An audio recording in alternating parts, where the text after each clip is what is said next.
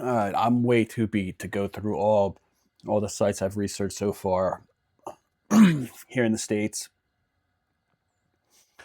They all have astronomical alignments, um, earthworks, mounds, and pyramids. Most of these green ones, flat top pyramids. That's a Mississippian group, but like basically all you need to know is this is maybe 6,000. This one's supposed to be 10,000, but I would say there's 5,000 years right here of consistent building massive undertakings with astronomical alignments. As soon as one group would disappear, they're all different groups, civilizations, cultures, um, and it's not like the older is any worse. So the older ones sometimes are even more impressive. Alignments that are miles away. I mean, it gets crazy. So like this is Poverty Point. I don't know what is it, 4,000 years. And then if you look at Poverty Point and Jackson Mountain, I'll show you this real quick. This is nuts. All right, so this is Jackson Mound. It's 2,000 years older than this whole site right here. Yet they built all these perfectly in line with this one all the way down here. This was done with 2,000 years. It wasn't being used, or you know what I mean. And you couldn't see it from there. So like that's a lot of work for you know what I mean. And what was really cool about Poverty Point is that they lived in that amphitheater. That amphitheater it looks like an amphitheater. Those are actually all their huts. Boom, boom, boom, boom, and they all lived in. And then there's a big pyramid right there where the king would sit on or whatever. And everything's aligned. Alignments everywhere. Just like everything, everything was focused on astronomy. Like, does anybody know this? I can't find anything like big and impressive that doesn't. And I just started doing Mesoamerica.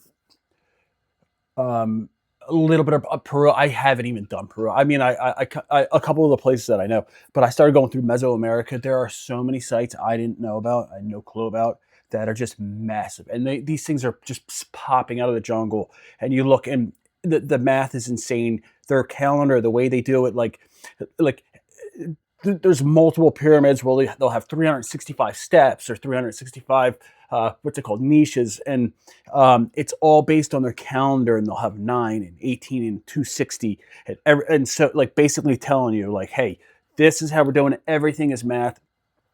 It's so insane. I can't wait to get to the Mesoamerica. But I messed up recording so many times. It's like 5 a.m. now. I got to go to bed, and I don't know if anybody's interested in this. I'm telling you, it's the funnest like research you'll ever do.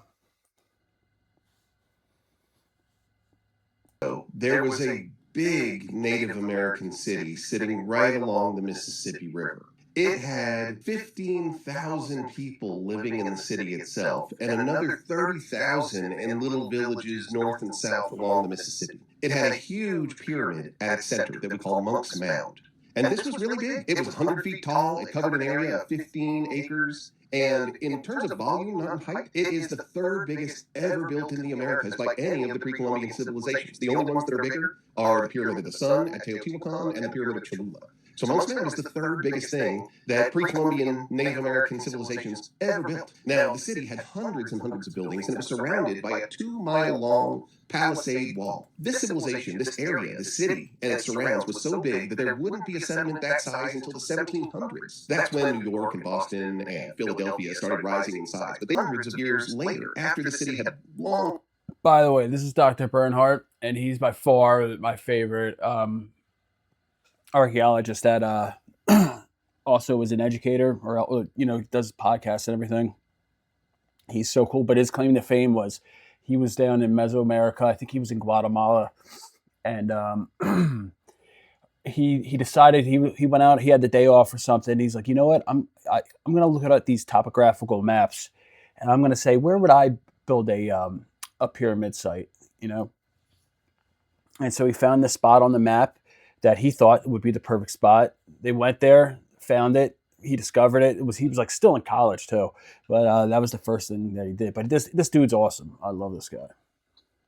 Been forgotten. We'll never know its real name, but we call it Cahokia, and it was built by the Mississippian civilization. Cahokia still exists, at least in part.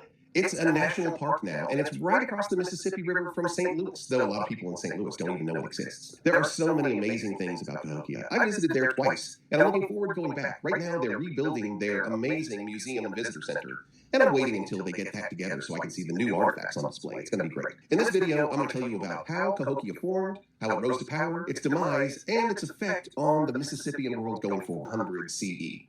At that time, it's just a few hundred people, and it's a fairly typical. Yeah, I so hope that that museum's open when I get there. I checked, but it said that it's supposed to be open, but I don't know for sure. Beautiful megalithic structure. I'm going to show you a little bit about the Adena. Real mounds. The Adena erected beautiful effigy mounds representing totemic animals or symbols. The most well-known Adena effigy mound is the Great Serpent Mound on Brush Creek, near present-day Peebles, Ohio. This earthwork consists of a low-rounded embankment that extends 1,348 feet in the shape of a snake with open jaws and a coiled tail. There is an object in the snake's mouth, which may have represented the sun, since there is an American Indian legend that tells of the sun being consumed by a serpent.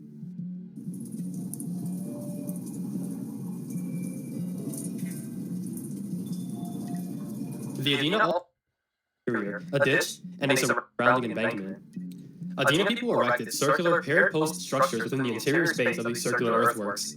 Archaeological records have revealed that after these buildings had served their unknown but probably ritualistic purposes, they were